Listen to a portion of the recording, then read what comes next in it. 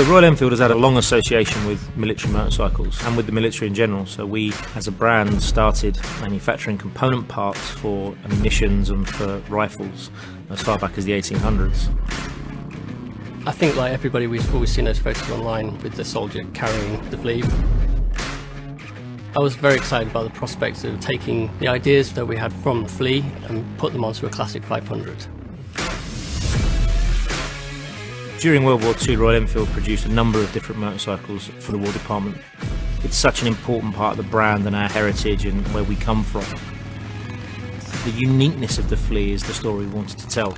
Lots of manufacturers made dispatch bikes, but the Flying Flea was very much the only one that was used as a proper motorcycle by airborne troops during D-Day and Arnhem.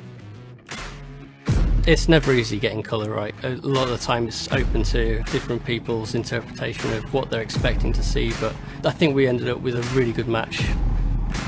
We spent a lot of time with colour swatches. I okayed a colour swatch that was on a small card initially, and when the bike was painted in the full colour, it was wrong, so we had to bin a load of paint and start again in developing a new paint. So one of the key things was the ability to be able to have unique stencils, serial numbers. Again, things like the positioning and the placement of the Pegasus logo on the fuel tanks, recreating the RE roundel, making sure that that felt and looked as authentic as possible.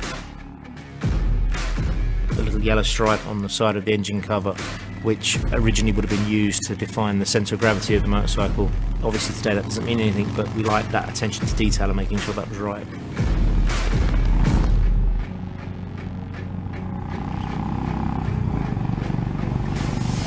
One of the main things that we focused on is that you have a pillion seat, a rear rack, or you have just a single seat. It looks correct. And for that we benchmarked a lot of World War motorcycles and saw where the panniers fitted visually as well as functionally, because you should be able to have a pillion rider and still have the bags on. That's something that World War II riders wouldn't be too concerned with, but obviously we wanted to have that authenticity while still being fully usable in today's world. I was surprised how much it looked like an entirely different bike, especially painting the engine covers. That gave it a very different feel to the original 500. Very different stance. It felt much more in keeping with the original Flea. These bikes really encapsulate a lot of what Royal Enfield is all about. You know, the legacy and the authenticity of the product and the brand, really. We talk about Royal Enfield a lot, made like a gun, and you know, this is all at the heart of that. When everything came together, the thing that jumped out the most was the fact that it looked exactly the way we wanted it to be. And it feels simple, it feels raw, it feels like what motorcycles meant to be. I think what makes these bikes special is the story behind them. It's the awareness that they will give people and the authenticity that has led to them being as they are. I mean, they're a great motorcycle, but it's the ability that they give us to tell the story.